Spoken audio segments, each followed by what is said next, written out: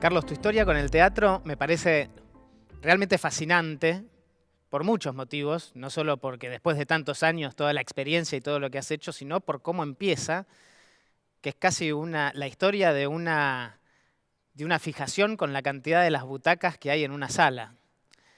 Y habiendo tenido la oportunidad de charlar en algunas ocasiones con vos, también sé que sos un gran, no sé si estudioso, pero que naturalmente es como que te bajan los números de la Matrix del teatro y no solo conoces la capacidad y la ocupación que hay en las salas, sino que me imagino que a lo largo de los años desarrollaste cierta percepción de cómo son los movimientos de los públicos, qué es lo que le gusta al público, qué pasa cuando una obra empieza muy bien, si después ese éxito se mantiene, si una obra que empieza mal se puede transformar en un éxito después.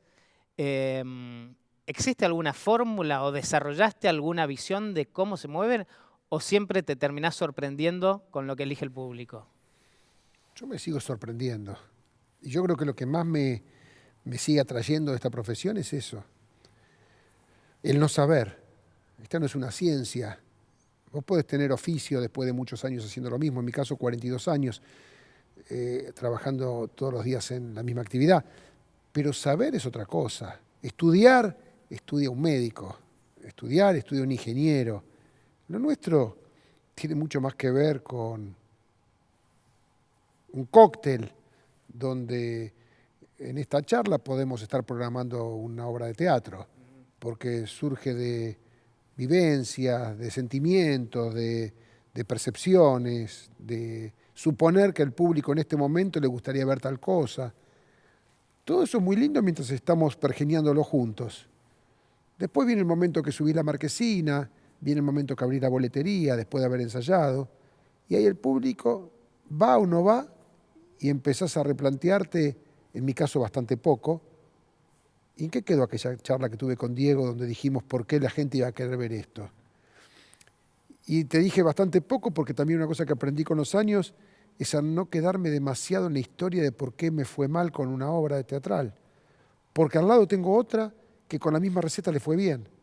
Entonces, si empiezo a estudiar demasiado eso y siento en algún momento que tengo la respuesta, tengo a alguien que soy yo mismo dándome el ejemplo contrario y digo, ¿qué estás diciendo pavadas? Si pasó con tal otro espectáculo una cosa contraria.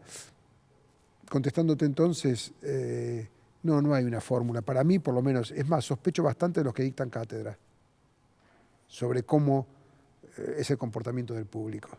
Entonces, un poco hay que entregarse al azar. Es tratar de hacer las cosas bien, Por pero supuesto. en un momento hay que soltar. Hay una cuota de azar. Fíjate en este año 2017 que está transcurriendo, y me alejo de lo específico mío. Cualquiera en Argentina, pongámosle nombres propios a personas muy exitosas. Hablemos de Francella, hablemos de Adrián Suar, hablemos de Ricardo Darín. Prácticamente en estos últimos 2 meses se estrenaron los tres películas, protagonistas uno en cada una. El éxito mayor de este año lo tuvo Peretti, haciendo otra película, que es Mamá se fue de viaje.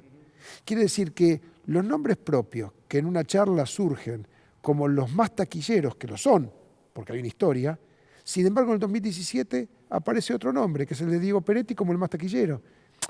Entonces, de alguna manera, ¿acaso interfiere o descalifica lo otro? Para nada. Pero aparece un nuevo jugador, seguramente con la película que no tenía las fichas ganadoras como podía tener las otras 3. Es un ejemplo más, pero de esto está plagada la historia del espectáculo, de ir para un lado y que el público, por algunos motivos, algunos ingredientes, no es por supuesto suerte solamente, aunque hay una pizca, va para un lado, va para otro. Hay una especie de olfato de qué es lo que está pasando y qué tipo de obra le puede gustar a la gente que ves en algunos productores o en vos mismo. Me acuerdo del ejemplo de el regreso de Made in Lanús post-crisis, en donde justamente estaba sucediendo de gente que estaba abandonando el barrio, estaba dejando sus casas y sus seres queridos, y en plena crisis económica, un boom, un éxito teatral. Algo contradictorio, que uno supone que el teatro es lo primero que uno corta a la hora de no poder pagar algo, tener que ahorrar un peso, ¿no? Y alguien ahí olió que era el momento para esa obra. Pero vos fíjate que esa obra arranca el 1 de enero del 86, en el primer estreno, Sí. con Luis Brandoni, Marta Bianchi, Leonor Manso y Patricio Contreras, una obra de Nelly Fernández Tiscornia, que viene a salir de un capítulo de un programa de canal de la televisión pública, que fue Situación Límite, y resulta que en el 86, o sea, se ensaya en el 85, gobierno de Alfonsín, llevaba 2 años el regreso a la democracia, y cae en el momento justo y pega en el momento justo, incluso a mí como espectador, más que por haberla presentado en Mar del Plata cuando se estrena la primera versión. Y yo me acuerdo que con poco público, el 1 de enero del 86, lejos de felicitar a los actores como comúnmente se puede hacer en un camarín después de un estreno, les dije, les propongo como manera de evolución, por lo que había visto, que sea la primera obra que vuelva, la primera obra, que vuelva el año que viene a Mar del Plata, porque hasta aquel momento Mar del Plata no repetía el título 2 años seguidos. Mar del Plata hasta el año 86, todos los años tenía que estrenar una cosa nueva. En todas las salas. En todas las salas. Nunca se había dado, desde que empezó el teatro en Mar del Plata en los años 60, 50 y pico, nunca se había dado que una obra se repita. Y yo cuando salí impelido por un resorte de la butaca de ver esa primera versión, mi devolución no fue felicitar al cuarteto, sino fue decirle, firmemos ya el contrato el año que viene. ¿Por qué? Con poca gente ese 1 de enero del 86. Porque yo sostengo, es una teoría muy personal, contestando lo que decías antes, que tienen que pasar 2 cosas para hablar del éxito o el fracaso de un espectáculo. Muy simples. Una es que tenga taquilla propia antes de comenzar las funciones, está demostrando un interés del público por ver algo. Ejemplo común para el público, Brujas. Brujas se estrena el 3 de enero del 91 en el Teatro Atlas de Mar del Plata, pero en Navidad estaba lleno. O sea, en Navidad, faltando 7, 8 días para el estreno, estaba llena la sala. Por lo tanto, ahí te marca que el público ya había dicho que sí sin saber de qué iba la cosa.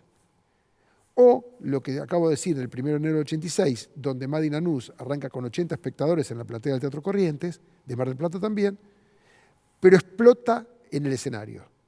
Entonces, si explota en el escenario, vos decís, a priori la gente no vino, dejémosla correr 2, 3 semanas para ver qué pasa con el famoso boca a boca o boca a oreja, como dicen en España. Y efectivamente, me acuerdo que el diario La Nación, el crítico en aquel momento, en el 86, era Osvaldo Quiroga, también persona de este mismo canal, y hizo una crítica un domingo que decía animales de teatro. Y la gente aquel domingo iba a la boletería, cuando todavía el diario en papel salía mucho más que hoy, año 86, con el diario bajo el brazo a comprar las entradas que el crítico recomendaba ese domingo a la mañana. Y se constituyó en un éxito que derivó después en venir al Teatro Ateneo de Buenos Aires, de vuelta entonces segundo año en Mar del Plata, de vuelta segundo año en Buenos Aires, y hasta Juan José Jusid haciendo la película Made in Argentina sobre esa obra. Ahí pasó, a diferencia del ejemplo Brujas, la segunda condición. No público en cantidad suficiente el primer día, sí explosión artística en el escenario. Termina dando la conjunción. Ahora, cuando no hay venta anticipada, que no demostrando interés, y cuando estrenaste y no pasa nada en el escenario, cambia rápido el espectáculo. Ya, ahí vos ya empezás a pensar... La noche del estreno no tiene fórmula, no hay anticipado, o sea, no hay interés, y no te salva el escenario. ¿Por qué va a revertir? No puede revertir, porque si a priori los que van a salir tampoco les va a interesar. Y los que están yendo son pocos porque dije que no tiene interés. ¿Para qué la vas a esperar mucho tiempo? Porque salió fallido el espectáculo. Y eso no quiere decir que quienes lo hicieron no lo hicieron con la misma factura, las ganas, su sapiencia y su talento para que salga bien. Pero no alcanza para que un montón de voluntades a favor terminen dando un resultado positivo artísticamente. Una de las primeras frases que te escuché en una charla informal de cuando te conocí hace bastantes años, yo como un novelísimo productor del unipersonal de Fernando Peña, Sí. y estando con productores en Mar del Plata como Pablo Pérez Iglesias, y que me quedó grabada tu frase, que ahora, digamos, todos desarrollan la posverdad, pero no tiene que ver con eso, es tu frase que dijiste, todo es mentira. En el sentido promocional, de que vos, cualquier cosa que vos hagas por un espectáculo, que ahora diría no cumplen con estas condiciones que vos estás diciendo, no hay nada que hacer. Yo me hiciste recordar esto porque en mi apertura de pantalla en la computadora tengo todo es mentira. O sea, yo sé que son tres palabras que no encierran una realidad, porque en definitiva uno podría decir, la otra lectura es todo es verdad. Sí, sí. Pero a mí me gustó decir siempre todo es mentira desde aquel primer tiempo, cuando me golpeé con la misma receta varias veces en la práctica. O sea, el todo es mentira para mí encerró, así dicho mal y pronto, rápido. Sí, sí, sí. No es algo profundo, pero no, es una... pero es para explicar rápido lo que es una quiero definición decir. rápida de... Es para explicar rápido lo que quiero decir. O sea que si te quedó la frase, te aclaro que pasaron muchos años de aquel día. Sí. Y hoy la sigo aplicando. ¿Y cuáles fueron esas fórmulas que repetiste y que te diste cuenta que te equivocabas? Es que si me hubiese dado cuenta no hubiese repetido. Pero, sea, ¿y qué era? ¿Cuáles fueron los primeros palos que te diste? ¿Cuándo descubriste? Los primeros palos yo me los doy del año 75 al 79 cuando arranco leyendo teatro. Yo, ¿sabes qué? Esto sí, yo digo que en este tipo de charlas a mí me da, sin ser una persona muy conocida, me da un poco de pudor contar la historia porque siempre uno, claro, la biografía de uno es siempre la misma. Sí. Entonces más o menos cuento siempre lo mismo, como Sí, le sí. pasa a cualquiera que cuenta. Sentís que te repetís mucho. Me siento, pero una cosa que casi nunca cuento es que en algo rompí un molde que tenía que ver con que yo en el 79 dejé de leer teatro. O sea, yo desde el año 79, estamos en 2017, o sea que estoy hablando 38 años después, yo en el 79 leí mi última obra teatral y nunca más programé a partir de mi lectura porque soy un mal lector de teatro. Me convencí en esos 4 años del 75 al 79, donde todo lo que yo leí y me gustó, llevado al escenario, fracasó. ¿Y entonces qué te guía? Y entonces me fui muy deprimido, yo vivía con mis viejos, manejaba un Fiat 600 de mi mamá, y me fui desde el teatro de Paraguay y Suipacha, Paraguay 918, el Teatro Ateneo, hoy ND, por la avenida Córdoba, no te digo llorando, pero muy deprimido, porque habíamos estrenado una comedia en el Simon, se llamaba Capítulo Segundo, Chapter 2, que me tardé 2 años en armar un elenco, donde fui durante 2 años buscando un cuarteto, necesitaba una pareja joven y una pareja mayor. La pareja joven de entonces fue la de Gabriela Acher y Víctor Laplace. La pareja mayor fue la de Fernanda Mistral y Carlos Estrada. Sí. De los 4 solamente falleció Estrada. Y dirigió Cocho Paolantonio, José María Paolantonio, y la estrené convencido del éxito. En el Simon, con ese cuarteto, era una pareja consolidada, la mayor, para el público teatrero, y era una pareja importante, joven, la de Gabriela Acher y Víctor Laplace en ese entonces. La estrené en 1979, o sea, va a ser también 38 años, por eso te digo que dejé de leer teatro ahí.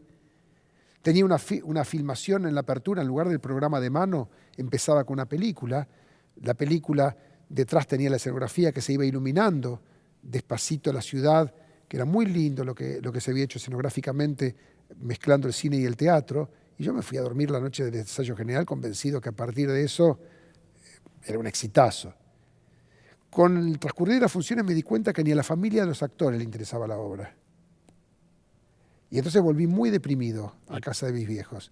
Y diciendo, ya me había pasado con 2 o 3, y decía, yo no sé leer esto. ¿Y cómo voy a ser empresario de teatro si no sé leer teatro.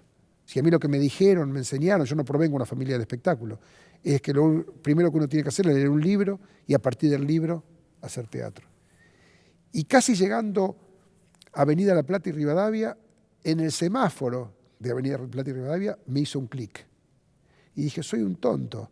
Yo lo que tengo que hacer es convocar a los que saben, no leer yo. Y entonces al día siguiente, esto me lo hizo recordar en la presentación del libro Vivir entre butacas, Sí. que escribieron Lanoski y Paredero a cuento de los 40 años míos en el teatro. Tito Cosa escribió, y yo no me lo recordaba, que lo llamé por teléfono a él, a Ricardo Alac, a Carlos Gorostiza, a Ricardo Talesnik y alguno más que él cuenta en el libro, y les propuse juntarnos. Y les dije esto, les dije que a partir de ese momento yo iba a programar a partir de creer en los que saben, que yo no creía en mí y que mi fórmula iba a ser rodearme de los que sabían. Y te digo, Diego, que eso lo dije en el 79, estamos en el 2017 y nunca cambié esa fórmula. Bajo esa fórmula vino Tito Cosa, con Ulises Dumont, Darío Grandinetti y un director que falleció que fue Omar Grasso, y me dijeron, escribí un libro, se llama Gepetto, Ulises quiere ser el profesor, Darío quiere ser el papel joven, Grasso lo va a dirigir. ¿Lo producís, pones teatro? Sí. Y a partir de eso vino Luis Agustoni con Oscar Martínez y te leemos El protagonista frente al espejo, la va a protagonizar Oscar. Yo la escribí y la voy a dirigir. No, hagámosla, la veo en el estreno. Y en general, te diría que mis éxitos tuvieron mucho más que ver con eso. Te nombré antes Brujas, por hablarte de una producción propia, donde la vi en el ensayo general, pero sí habíamos armado con Guillermo Bresto un quinteto importante sobre un texto adaptado por Agustoni. Con esto quiero decirte que, contestando entonces largo mi respuesta a tu pregunta, hice bien en no confiar en mí. Te diría casi que me permitió armar la empresa teatral que hoy, 42 años después de haber empezado, puedo decir que lleva a cabo la actividad teatral todo el tiempo. Está bien, no confiaste en tu criterio para leer teatro, pero sí confiaste en tu criterio para armar, y me da la sensación que sos un tipo que confía mucho y que se agarra muy firmemente de algunas convicciones, Sí. y que esas convicciones son guías muy firmes que lo llevan adelante. ¿Vos tenés claro cuáles son esas? ¿Las tenés expresadas o es una Sí. naturaleza? No, las tengo expresadas. Primero, una posición ética en el trabajo. Yo estoy convencido que esa palabra tan vapuleada que tiene que ver con la ética se aplica en la actividad, en la vida, en la relación familiar, en lo que vos quieras. Yo estoy convencido que uno de los bastiones por los que yo me pude mantener en esta profesión es por haber aplicado un manual ético permanentemente en mis actitudes de vida. Por eso yo siempre agradezco a esta profesión no firmar contratos hace 20 y pico de años con los actores. Porque eso no alcanza con que uno hable bien de uno. Estoy hablando bien de los otros. Y es literal. Yo no tengo firmado contrato con nadie. Con nadie quiere decir que desde el punto de vista legal tengo Toc Toc en el teatro hace 7 años, pero legalmente la producción de Toc Toc con los actores se podrían ir a otro teatro, porque no hay nada firmado. Pero me pasó, después de conocernos con Mirta Legrand, con la que podemos tener diferencias, yo de los 20 años que produje Mirta, los últimos 15 lo hice con Mirta sin contrato. Yo no creo en eso.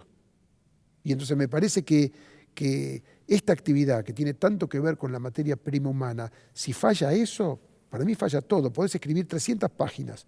Yo no creo en eso, en esta actividad. No estoy diciendo que no haga falta en otras. Entonces vos me decís, ¿cuál es la...? Sí, yo te diría que la ética es un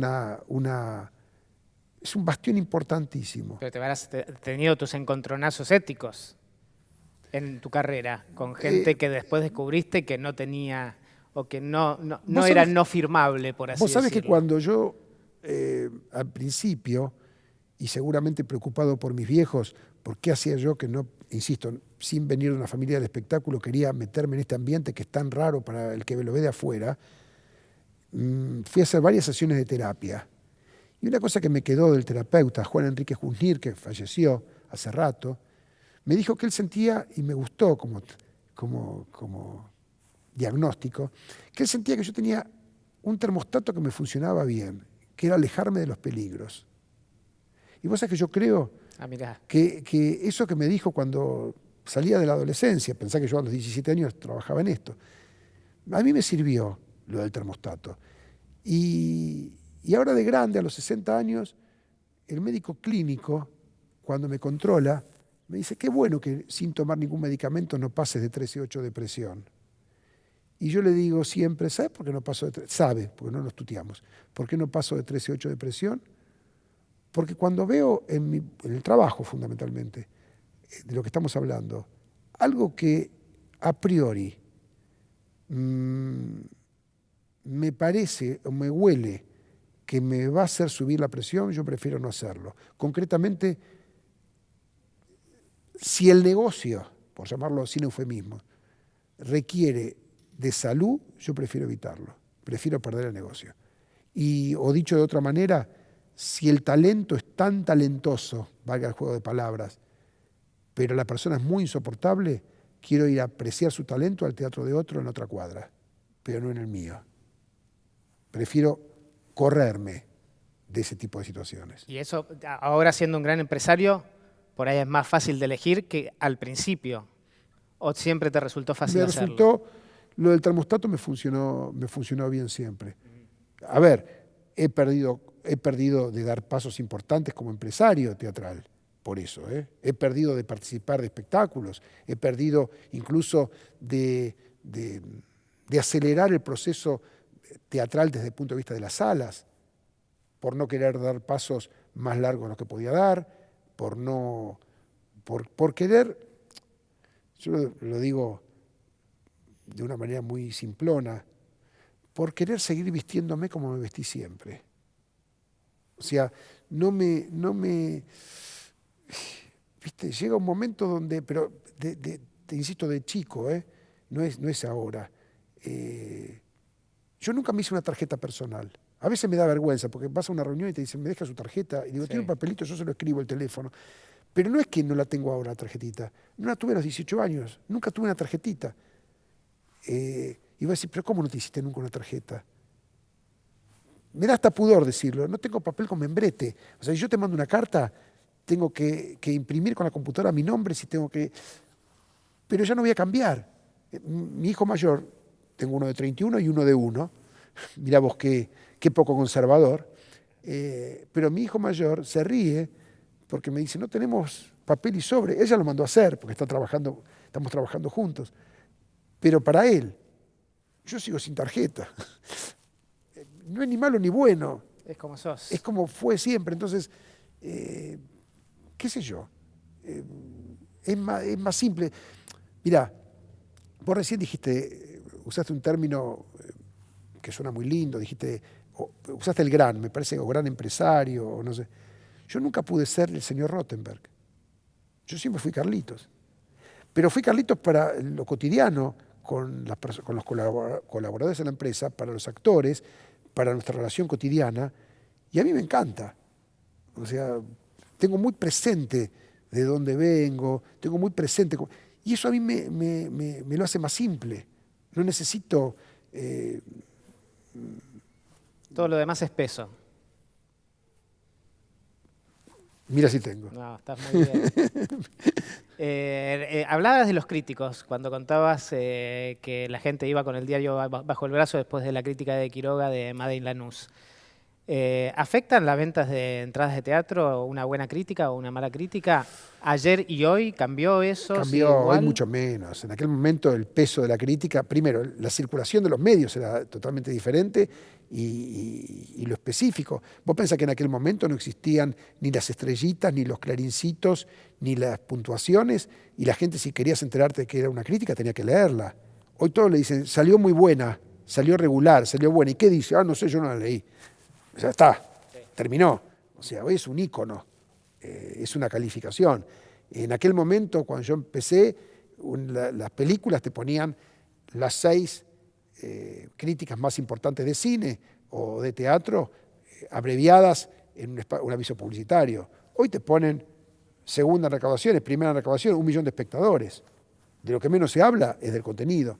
Cambió totalmente, entonces no le podemos pedir al espectador que lea la crítica de la misma manera, porque simplemente, es más, en general ya van quedando cada vez menos críticos.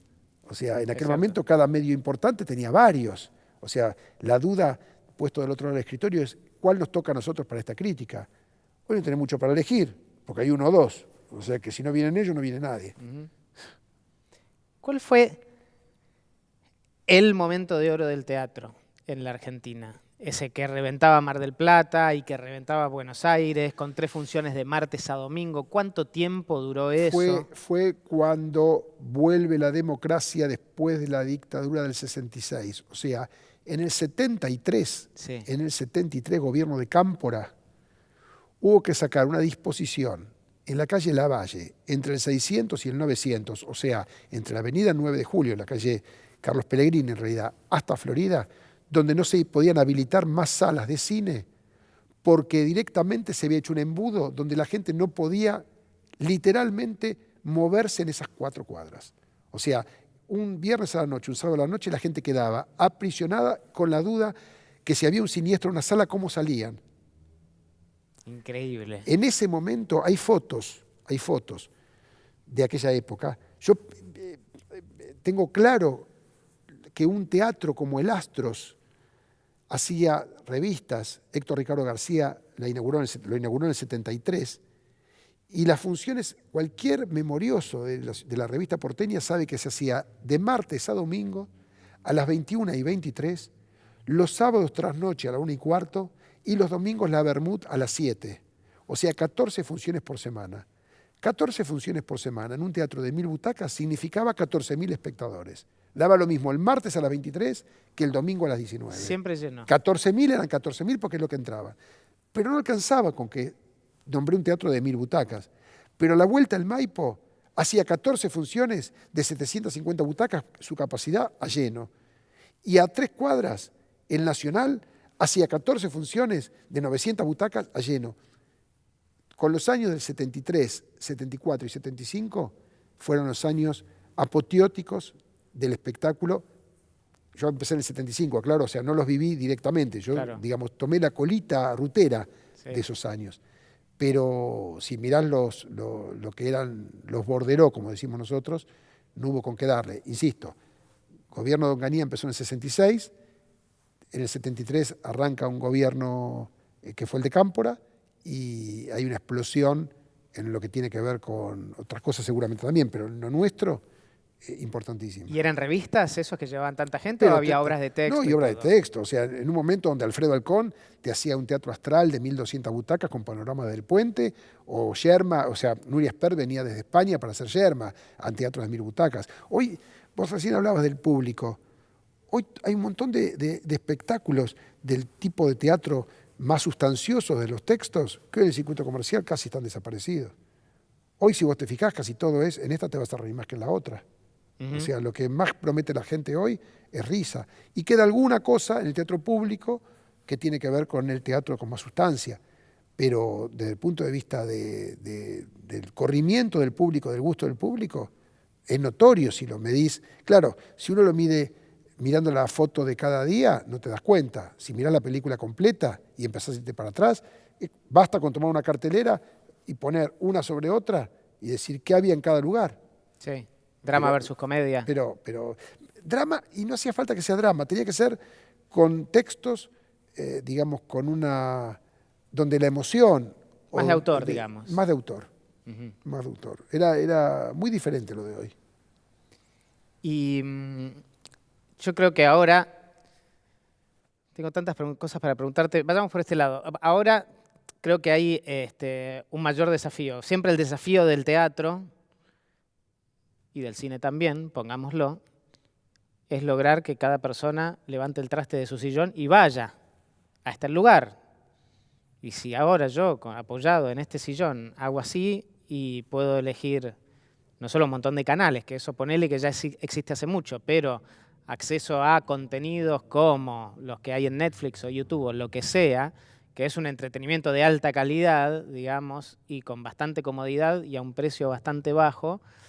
¿No es la comodidad uno de los grandes desafíos de, el teatro, de que la convocatoria sea una experiencia que esté buenísima desde el momento a que llego a la zona, por ejemplo, Corrientes, que sea una gran avenida, ahora está empezando en peatonalizarla, y que la experiencia dentro del teatro también esté buenísima y que la obra esté buenísimo. O sea, luchar contra esa comodidad ¿no es un desafío también? Sí, a ver, yo creo que son dos cosas, ¿no? La comodidad y lo económico. Empecemos por lo económico. Gratis, hasta inyecciones se deja dar la gente. Con esto quiero decirte, Sí. nosotros mismos, si esto es gratuito, podemos hacer medio punto de rating teniéndome a mí de invitado. Si tiene que pagar la entrada, nos hacemos 4 espectadores. Entonces, ¿qué quiero decir con esto? Que me parece que el tema pasa fundamentalmente por el contenido. Y el contenido, en el caso del teatro, incluso a diferencia del cine, donde la tecnología te puede truchar una copia y donde puedes entrar a tu casa de otras maneras, el teatro sigue siendo una actividad artesanal irrepetible y única. Si te motiva ver a esa obra hecha por tales personas en un escenario, y se da en un escenario, si es teatro, la ves ahí. Vos me podés decir, la grabamos y la podemos ver en casa. Ok, deja de ser teatro. Sí, no, O sea, no es la misma sensación, claramente. yo no me canso de reiterar, el sin red está en el teatro. Vos podés, acá podemos desde cortar en un programa de televisión, o podés subir el volumen, o podés cambiar un plano. En el teatro no tiene red. Te aprueban o te reprueban en el momento. Sigue siendo, digamos, se dice, y yo entiendo justamente por eso, que el actor califica distinto en el teatro que en otras disciplinas. ¿Por qué califica distinto? Porque tiene menos soportes. O sea, porque el talento o no es de muy fácil resolución para el público. Lo está viendo. Podés 10 minutos como actor engañar a alguien si sos bueno o malo en un escenario. Una obra de 2 horas, a la hora y media el público ya vio si sos bueno o malo. Ya le diste demasiado, ya hiciste un casting demasiado profundo para eso.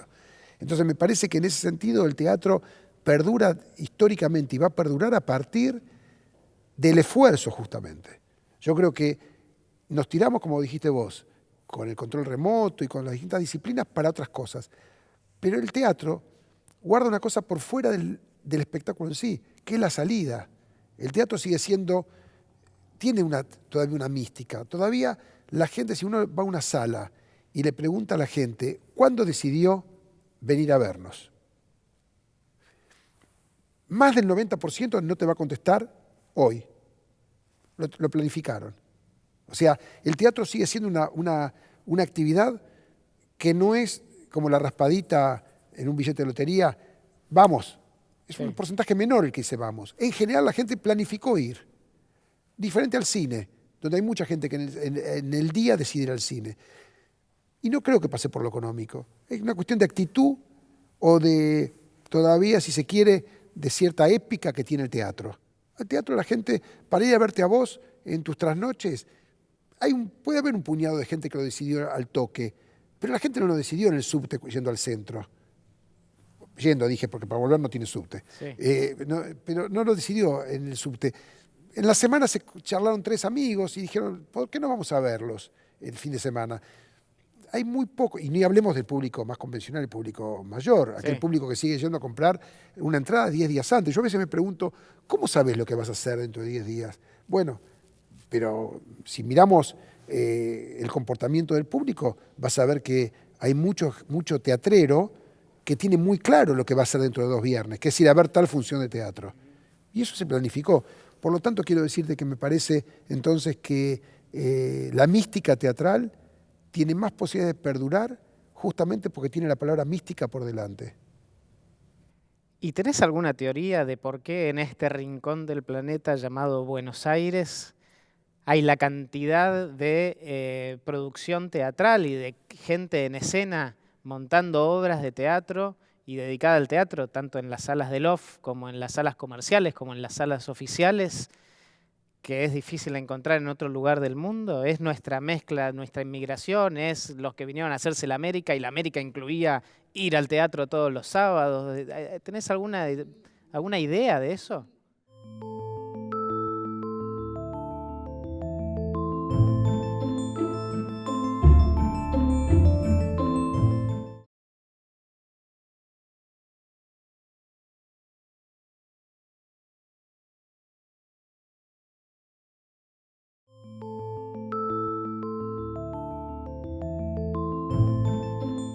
¿Y tenés alguna teoría de por qué en este rincón del planeta llamado Buenos Aires hay la cantidad de producción teatral y de gente en escena montando obras de teatro y dedicada al teatro, tanto en las salas del off como en las salas comerciales, como en las salas oficiales, que es difícil encontrar en otro lugar del mundo? ¿Es nuestra mezcla, nuestra inmigración? ¿Es los que vinieron a hacerse la América y la América incluía ir al teatro todos los sábados? ¿Tenés alguna idea de eso? Convicción, y la mía, Sí. es que tiene que ver porque el promedio, la densidad de talentosos intérpretes que tiene Argentina está por arriba del promedio general mundial. O sea, Argentina tiene mucha gente talentosa. Ujú. Estoy convencido que si no hubiese mucha gente talentosa, el hábito de ir al teatro no se hubiese creado en el público como se va creando a lo largo de los años en Argentina. Y en Buenos Aires en particular ni hablemos. O sea, me parece que tiene mucho más que ver con que, digamos, la idiosincrasia argentina dio mucho talento. Y eso se nota. Y se nota fundamentalmente en lo que vos llamás el teatro off. Yo lo llamo independiente, nada más que porque el otro me resulta más cercano a un Sí, sí. a espantamosquito, ¿no? Pero yo soy público del teatro independiente, mucho más que del circuito comercial, está claro, ¿eh? Será porque trabajo en el circuito comercial, entonces Sí. mi forma de recrearme con el teatro tiene mucho más que ver yendo al teatro independiente. Y encuentro sorpresas agradables, hurgando un poquito. Por supuesto hay cosas, como en todo, a mí me gusta definir al teatro como el colesterol. Decía, volviendo a las viejas épocas, hace 30 o 40 años ibas a sacabas sangre y te decían colesterol total, Sí. punto, y sabías cuándo tenía colesterol. Ahora 30 años te empiezan a decir del bueno o del malo. ¿Viste esas siglas que uno no sabe bien lo que quiere decir porque uno no es médico, pero sabes que es bueno o malo? Y entonces un día cuando el médico por primera vez escuché que había colesterol bueno y malo, porque para mí hasta ahí siempre había colesterol, lo miré al médico y dije, es como el teatro, no es independiente, público o comercial, es bueno o malo, en el independiente, en el público y en el comercial. Sí. Así que la mejor recomendación que uso para mí mismo es hurgar un poquito antes de ir, para no clavarme como cualquier espectador. Y cuando empezás a bucear un poquito en lo que se ofrece en la cartelera, voy descubriendo siempre gente muy talentosa. Y yo creo que esa gente talentosa es la que en definitiva arrastra a nuevos públicos y sigue la cadena. Estoy convencido que si lo comparo con otros países, no pasa tanto por los habitantes de la ciudad o del país, sino que tiene mucho más que ver con cierto deslumbramiento que algunos actores provocan en el público. ¿Y en tus salidas a las salas independientes te escindís de tu rol de productor o vas y estás atento a buscar cosas que pueden tener? No, totalmente como espectador. Totalmente. Es más, tengo el cuidado, siempre, suponte, si voy con mi mujer, baja siempre a mi mujer para comprar las entradas, cosa de ni siquiera correr el riesgo de que alguno, por trabajar en la misma profesión, te reconozca. Sí. Cosa de pagar la entrada, porque soy de los que creen que la entrada hay que pagarla. Es como un preconcepto que tengo y lo puedo explicar filosóficamente por qué. Y muchas veces sí me quedo a saludar después, como otros espectadores se quedan a saludar si te gustó la obra, si no me voy. Uh-huh. No es que me quedo a decir que por qué no me gustó, me voy. Pero totalmente me entrego como espectador, totalmente. Me gustaría escuchar esa explicación filosófica de por qué se debe pagar la entrada de teatro. Por lo mismo que una actriz de toda la vida, a la larga, un dato que no se sabe, la actriz que más entradas vendió en Argentina en la historia teatral de este país, que es Thelma Vidal, si uno suma la carrera de cada actriz, de todas las obras que hizo, siempre hay alguien que vendió más entradas que otro. Thelma Vidal es la que ostenta el récord. Y hará más o menos 8 o 10 años, a su carnicería del barrio, que siempre atiende el mismo carnicero, y nos contó un cuento que me encantó, que compró lo que necesitaba comprar para la casa. Y mientras le envolvía el carnicero de barrio la carne, le dijo, está haciendo teatro, y le dio el nombre de la obra. A ver cuándo me manda unas entraditas. Y entonces él me dijo, pero encantado, ahora voy a casa y se las traigo. Bárbaro. Agarró el paquetito y se corrió un cachito del mostrador, y el carnicero le dijo, no me pagó, me debe tanto. ¿Y por qué le tengo que pagar? Si usted me acaba de pedir unas entradas al teatro. Y dijo, ¿y el hombre qué tiene que ver? Entonces apoyó el papelito y dijo, tiene que ver, porque su trabajo es vender esta carne y yo se la tengo que pagar. Mi trabajo es subirme al escenario y usted me la tiene que pagar a mí. O sea, a nadie se le ocurriría ir a la carnicería y pedirle la carne, No. pero sí se le ocurrió al carnicero pedir las entradas a Telma Viral. Bueno, siguiendo esa práctica y entendiendo que una entrada teatral no es de un dueño, sino que es de un montón de personas que en sus roles de sala de teatro, de productor, de actores, de dirección, de actores, o sea, todo lo que confluye, incluso puede ser hasta algún escenógrafo, músicos, todos son una partecita de esa entrada. Entonces, si cada uno, que no tiene el público por qué comprenderlo, entiende que es un producto para regalar, yo lo resuelvo muy rápido. Entro a una casa que vende discos, hoy ya no son más, al lado del teatro, le digo, me llevo un disco, ¿por qué lo voy a pagar? Ahora, el señor que vende ese compact sí me pide la entrada al teatro. Y así, todo. Y bueno, como yo estoy convencido que el trabajo, salvo que tenga que ver como cualquier profesión, yo te invito, si tengo una relación familiar, de amistad o hasta comercial. Por ejemplo, sos un auspiciante de una obra de teatro y tenés una obligación comercial. Pero de otra manera no lo comprendo. Y entonces, si yo voy al teatro independiente y no tengo ninguna relación ni afectiva con nadie del equipo, ni soy elenco, ni soy familia, ni soy amigo, y tampoco tengo una relación comercial, ¿por qué no voy a pagar la entrada? No podría hacer para con el otro lo que estoy planteando que no hagan con nosotros. Uh-huh. Y como productor y como dueño de teatros, vos sos un tipo que, como hablábamos, tenés algunos conceptos muy claros, podría decirse hasta rígidos, como planteabas, sí, el tema de la ética, y estás lidiando con artistas. Tuviste muchos chisporroteos, muchos encuentros, mucho mundo que choca tratando con artistas. La única vez que tuve que tomar una pastillita, cuando antes te hablaba que nunca me sube la presión, fue justamente con una gran colaboradora que me defraudó de un día para el otro y que no era artista. Mirá. Nunca con los actores. Justamente lo contrario a lo que comúnmente irradian los medios, de la locura de este ambiente. Pero también tiene que ver, me parece, con lo que te decía antes, que tiene que ver con que me he sabido alejar de aquellos que a priori me iban a dar el golpecito de presión. Uh-huh. Te lo explicaba antes, ¿no es cierto? Sí, sí, ese termostato del cual me hablaba el terapeuta en mi juventud, yo creo que me evitó justamente muchos de esos momentos. Y también te dije, me he perdido de hacer espectáculos o éxitos o buenos negocios, para, reitero, decirlo sin eufemismos, justamente dando, digamos, importancia y privilegiando el no tener ese tema. ¿Con el Negro Olmedo lo trabajaste, lo tuviste en tus salas? Sí, lo produje. ¿Fuiste productor de él? Sí, hasta el sábado 5 de marzo del 88, cuando cae por el balcón.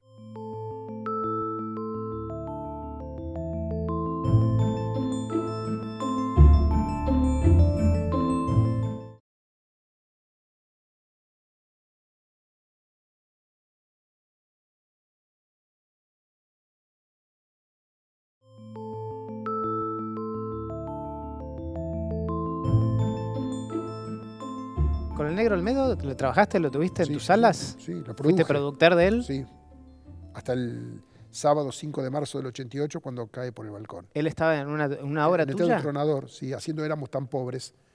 Habíamos hecho el año anterior el mayor éxito de Mar del Plata, histórico, que fue El Negro no puede, en el Teatro Neptuno, la temporada 86-87, y en la 87-88 hicimos Éramos tan pobres en el Teatro Tronador, que finaliza abruptamente ante la desgracia personal de Olmedo ese sábado 5 de marzo.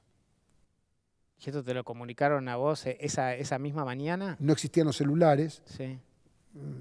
Habíamos terminado de comer la noche anterior, la del viernes 4 de marzo, ya entrado sábado 5 de marzo, donde con Hugo Sofovich, que era quien escribía y dirigía la comedia, habíamos ido con Guillermo Breston a cenar. ¿Quién más estaba en el elenco? Estaba Javier Portales, que era su coequiper permanente, sí. Facha Martel, Beatriz Salomón, Silvia Pérez, Susana Romero, Divina Gloria, Facha Martel, el equipo casi todo el equipo del programa. Sí.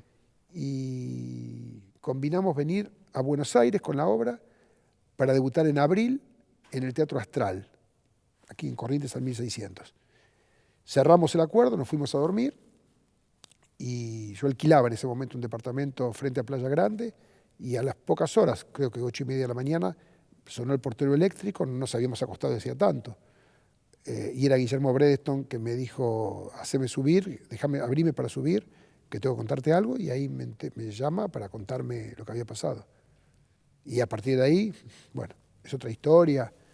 Llamamos a un amigo del Negro Olmedo, que fue Rogelio Roldán, marplatense, que tenía justamente, mirá vos, un amigo del Negro y tenía una casa que sigue existiendo hoy, una cochería importante en Mar del Plata, y se ocupó de todo el proceso que significó la muerte de Olmedo. ¿Y esas cenas post-función con Olmedo eran todo lo que nos imaginamos de lo que sería una cena divertida? Todo lo contrario. ¿O eran cenas tranquilas? No. ¿Eran cenas tranquilas? Muy tranquilas. Viste que hay una cosa que es que el público no tiene por qué saber. Los cómicos en la vida privada de cómicos no tienen nada. Sí, muchas veces. Pero real. Yo fui muy amigo hasta el día que falleció de Juan Carlos Calabró. Y siempre le decía lo mismo, nada más aburrido que comer con vos. Después salía al escenario y hacía reír a jóvenes, mayores, nenes. Pero Johnny Tolengo era con la cámara encendida. Sí. Para comer, nada que ver. Para salir, para veranear juntos. Y en eso no, mi recuerdo no tiene nada que ver con el humor. De nuevo, esta es la fantasía de este ambiente. La fantasía de este ambiente tiene mucho... Es del show 24 horas. El show 24 horas tiene mucho más que ver con el afuera.